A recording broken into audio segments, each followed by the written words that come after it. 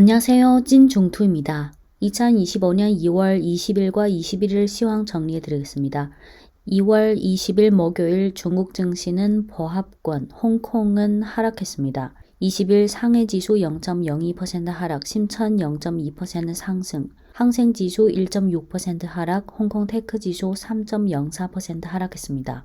20일 중국 증시 중 상승 업종은 AI 안경, 의료 서비스, 소비 전자, 휴머노이드 로봇 등, 하락 업종은 보험, 돈육, 태양광, 백주, 게임 등입니다. 춘절 이후 보험주가 계속 보합권에서 머무르는 흐름을 보였는데, 보험주는 원래 장기간 비인기 업종인데다 춘절 연휴 이후 딥시크, AI, 휴머노이드 로봇, 빅테크 등 주식들이 핫하면서 자금 흐름도 핫한 분야로 급격히 흘러갔고, 또 보험주는 타 성장 업종에 비해 보험주의 실적이 별로고요. 일부 보험사는 적자까지 기록했습니다. 2월 20일 중국 증시에서 많이 언급된 내용은 두 가지. 하나는 인민은행의 기준금리 동결, 둘째는 AI 안경, AI 글래스 신제품 발표입니다. 이 그림이 인민은행의 기준금리 추이인데요. 밑에서부터 하늘색이 1년 만기 대출금리, 바로 위에 파란색이 5년 만기 대출금리입니다. 요 두 개 위주로 보면 됩니다. 인민은행은 매월 20일에 기준금리 LPR 금리를 발표하는데요. 1년 만기와 5년 만기 LPR 금리 추이를 보면 둘 다 2024년 7월에 한 번 인하했고 2024년 10월에 또 한 번 인하했습니다. 그 후엔 계속 동결했고 이번 2월 20일에도 계속 유지했습니다. 중국 증시 중 AI 안경 또는 AI 글래스 테마주가 2월 19일 3%대 상승에 이어 2월 20일 5%대 상승, 21일 1%대 상승했습니다. 지난주 중국 시황 영상에서 이미 언급한 내용 중 2월 10일 리샹 총리 주재로 열린 국무원 상무회의에서 소비 진작 관련 논의를 했는데 그중 서비스 분야의 소비를 강조했고 구체적으로 다양한 내용이 있었는데 지난 1월 말부터 딥시크 돌풍으로 인해 AI 분야가 핫하고 관련주들도 급등하다 보니까 이번 회의에서 언급된 내용 중 AI 플러스 소비, AI 플러스 소비라는 단어가 더 많이 부각됐다고 말씀드렸습니다. AI와 각 분야의 접목이 점점 확대되고 있는데 이 중 AI 글래스 관련 뉴스가 두 가지 있었습니다. 첫 번째 뉴스는 화면을 보시면 지난 2월 18일 절강성 항주시 유항구에서 열린 경제 고품질 발전 포럼에서 항주시의 AI 글래스 전문 업체인 빨링커지, 영문명은 로키드, ROKID, 로키드 창업자 주밍밍이 최신 제품인 로키드 글라세스를 끼고 제품 설명을 했는데 그는 연설문을 이 AI 안경에서 보고 있고 오른쪽 손가락에 있는 검은색 반지로 페이지를 넘길 수 있다고 해서 이게 많은 주목을 받았습니다. 이 AI 안경은 무게 49g이고 AI 기술 탑재 후 번역, 결제, 검색 등 다양한 기능을 수행할 수 있습니다. 이 제품은 올해까지 해외에도 판매를 개시할 계획입니다. 또 2022년 10월 중국의 우주 비행사들이 티안공 1호라는 우주선에서 사용한 그 AR 안경이 바로 로키드가 만든 거고 그 안경은 우주에서 사용된 첫 AR 안경입니다. AI 글래스 관련 두 번째 뉴스는 2월 19일 중국 정보통신연구원 산하 실험실에서 AI 안경 전문 테스트를 정식으로 출범했는데 AI 안경 전문 테스트는 AI 안경 업계에 일종의 평가 지표를 제공함으로써 AI 안경 관련 혁신, 업그레이드 및 산업 표준화 진전의 추진을 취지로 하고 있습니다. 참고로 현재 중국의 AI 안경 분야에서 샤오미, 바이두, 차이나텔레콤 그리고 방금 신제품을 출시한 로키드 등 많은 업체들은 올 상반기 신제품 출시 계획을 잇따라 발표하면서 중국 AI 안경 시장도 올해 크게 확대될 것으로 보입니다. 참고로 AI 글래스 업체 로키드 창업자 주밍밍 그리고 작년에 대박난 게임 블랙미스 우콩 제작자 펑지 올 초부터 글로벌 AI 빅모델 분야에서 돌풍을 불러일으킨 딥시크의 창업자 량원퐁 그리고 사족 로봇과 휴머노이드 로봇 스타트업 유니트의 창업자 왕싱싱 등은 기업이 다 절강성 항저우시에서 키워졌고 이 창업자들은 나이는 서로 좀 다르지만 서로 다 친구고 종종 식사도 같이 하는 사이입니다. 네, 휴머노이드 로봇 테마주는 2월 19일 8% 급등 후 20일과 21일 각각 2%대 상승했습니다. 중국의 사족 로봇 휴머노이드 로봇 업체 유니추의 창업자인 왕싱싱은 지난 2월 17일 국가주석 주재 민영기업 좌담회 후 인터뷰에서 2025년 휴머노이드 로봇의 생산량은 내가 생각한 것보다 규모가 더 클 것 같다라고 말한 적이 있습니다. 유니추의 창업자는 인터뷰에서 지금 주문량이 계속 늘어나고 있고 다양한 산업에서 협력 요청을 받고 있어서 지금 인력 부족이라고 했습니다. 지난 몇 년 동안 항저우시에서 스타트업 성공 기업을 많이 배출했는데요. 특히 AI 분야에서 중국의 모든 도시에서 AI 인재 집중도가 가장 높은 도시가 항저우시고 항저우시는 일반적인 정무 처리든 창업 기업에 대한 편의 마련이든 전국 범위에서 가장 잘하는 모범 도시가 바로 항저우시입니다. 네, 트럼프 관세 정책과 관련해서는 기사에서도 많이 접하셨겠지만 현지 시간 2월 10일 철강과 알루미늄에 대한 25% 관세 부과 정책을 발표했고 현지 시간 2월 18일 미국으로 수입되는 자동차, 반도체와 의약품의 관세를 부과하겠다는 입장을 재확인하고서 관세가 최소 25%에 달할 것이라고 밝혔고 또 현지 시간 2월 19일에는 다음 한 달 안에 자동차, 반도체, 의약품, 목재 등에 대해 관세를 발표할 것이라고 말했고 그들이 미국에서 제품을 만들지 않으면 간단히 말해 관세를 내야 한다는 것이라며 그들이 미국에서 제품을 만들면 그들은 관세를 물 필요가 없다고 말했습니다.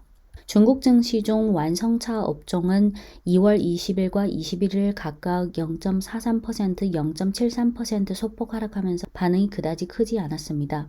네, 2월 20일 홍콩 증시 중 대부분 업종이 하락한 가운데 플랫폼, 딥시크, AI, 반도체 등 핫한 업종들이 이익 실현이 약간 나왔습니다. 한편 금, 전력, 히토류, 군수, 제약, 바이오 등 업종이 상승했고 특히 제약, 바이오의 상승이 컸는데요. 주로 2월 19일 상무부와 국가발전과개혁위원회에서 2025년 외자 안정화 행동 방안이라는 문건을 발표했는데 그중 바이오 의약 분야의 질서 있는 개방 추진이라는 문구가 포함되어 있었기 때문에 단기 매수가 유입됐습니다.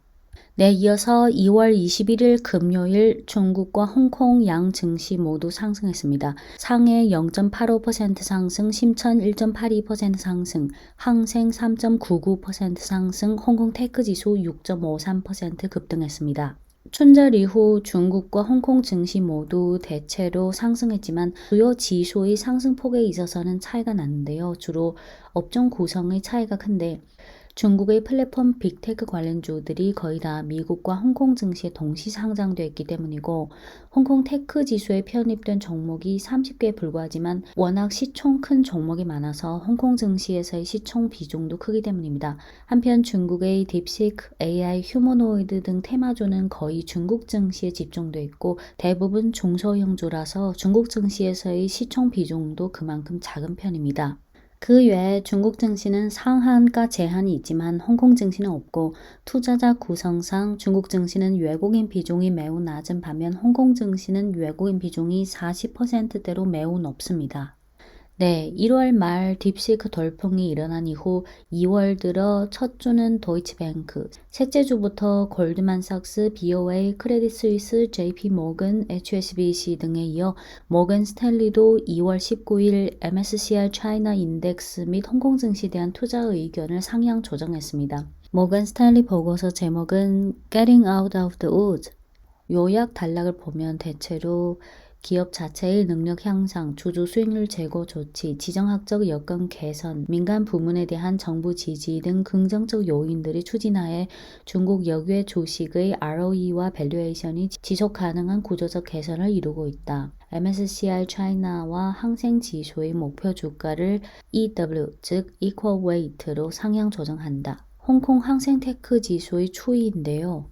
기간을 보시면 2024년 10월, 11월, 12월, 2025년 1월, 2월, 2월 21일 오늘까지입니다. 연초부터 2월 21일까지 31% 상승했고 춘절 연휴 이후부터 2월 21일까지는 24% 상승했습니다. 기간을 좀 더 길게 보면 2023년 3월, 2024년 3월, 2024년 12월, 25년 2월 21일까지 홍콩 테크 지수 기간을 좀 더 길게 보면 2021년, 2021년, 22, 23, 24, 25, 2월 21일까지. 홍콩 테크 지수는 지난 3년간의 신고점을 돌파했지만 2020년 11월에 알리바바를 시작으로 해서 2021년부터 정부가 플랫폼 산업 규범화 작업을 정식으로 시작해서 홍콩 테크 지수가 본격적으로 하락하기 시작한 그때에 비하면 아직 차이가 많이 납니다.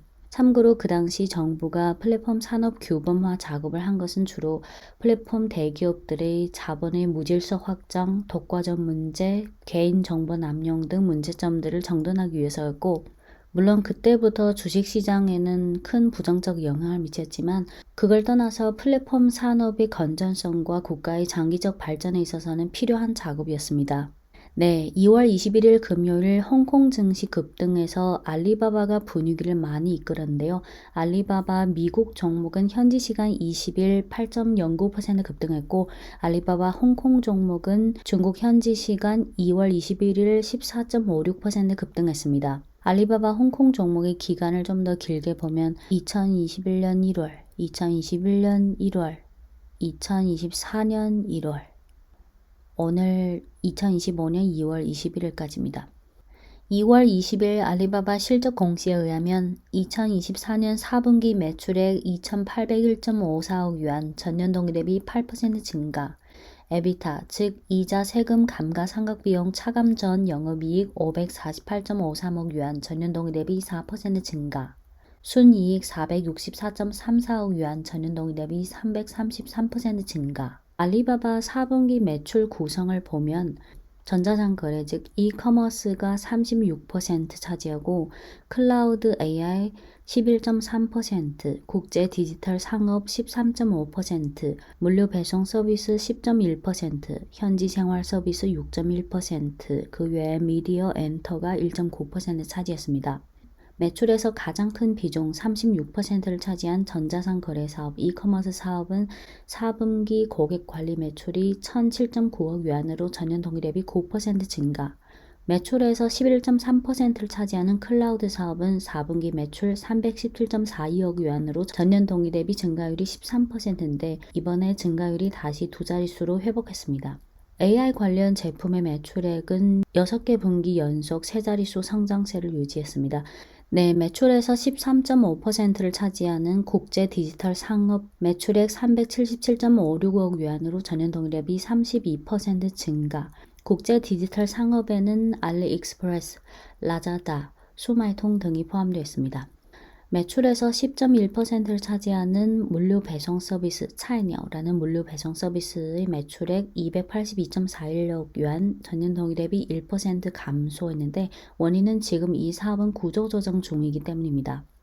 매출에서 6.1%를 차지하는 현지 생활 서비스, 여기에 가우드 지도와 음식 배달 앱인 으르머가 있습니다. 현지 생활 서비스 매출액 169.88억 위안으로 전년 동기 대비 12% 증가. 마지막으로 매출에서 1.9%를 차지하는 미디어 엔터 부문은 매출액 54.38억 위안으로 전년 동기 대비 8% 증가했지만 순이익은 적자, 하지만 적자 폭이 축소 중입니다. 알리바바의 미디어 엔터 사업에는 동영상 플랫폼 요코, 티켓 예약 플랫폼 따마이왕, 영화 IP 운영과 예매 등을 하는 알리픽처스가 있습니다. 네, 미래 방향과 관련해 알리바바 CEO는 2월 20일 실적 공시 후 저녁에 진행한 컨퍼런스 콜에서 이렇게 말했습니다. 알리바바는 미래에도 계속해서 다음 3대 사업에 집중한다. 첫째는 국내외 전자상 거래 사업, 둘째는 AI 플러스 클라우드 사업, 셋째는 인터넷 플랫폼 제품. 또한 AI 인프라 투자 계획과 관련해서 이렇게 말했는데요. 앞으로 3년 동안 AI라는 전략적 핵심을 중심으로 AI 인프라, 기초 모델 플랫폼과 AI 응용, 기존 사업의 AI 전환 등 세 가지 분야에서 투자를 강화하겠다. AI 시대에 있어서 관련 인프라에 대한 거대한 수요가 있기에 알리바바는 AI 인프라 건설에 적극 투자하겠다. 앞으로 3년간 클라우드와 AI 관련 인프라에 대한 투자 금액은 과거 10년간의 투자 총액을 넘어설 거다라고 말했습니다. 네, 2월 21일 금요일 중국 증시 중 상해 종합 지수와 심천 성분 지수는 각각 0.85%, 1.82% 상승했는데 거기에 비해 심천 거래소 내 창업한 지수는 2.51%, 상해 거래소 내 과창 50 지수는 5.97% 상승했습니다. 창업펀과 과창판은 아직 외국인 투자자들에게 개방되지 않았습니다. 2월 21일 중국 증시종 업종별로 보면 상승폭 큰 업종은 전원 장비 5%대, 전기 기계, 반도체, 인터넷 서비스, 소프트웨어, 통신 서비스 3%대, 배터리, 통신 장비, 게임, PC, 증권 2%대, 낙폭 큰 업종으로는 귀금속 2%대, 은행, 석유, 부동산 1%대, 방직, 의류, 제약, 석탄, 가스, 채굴, 자동차, 부동산 등이 1% 이내 하락했습니다.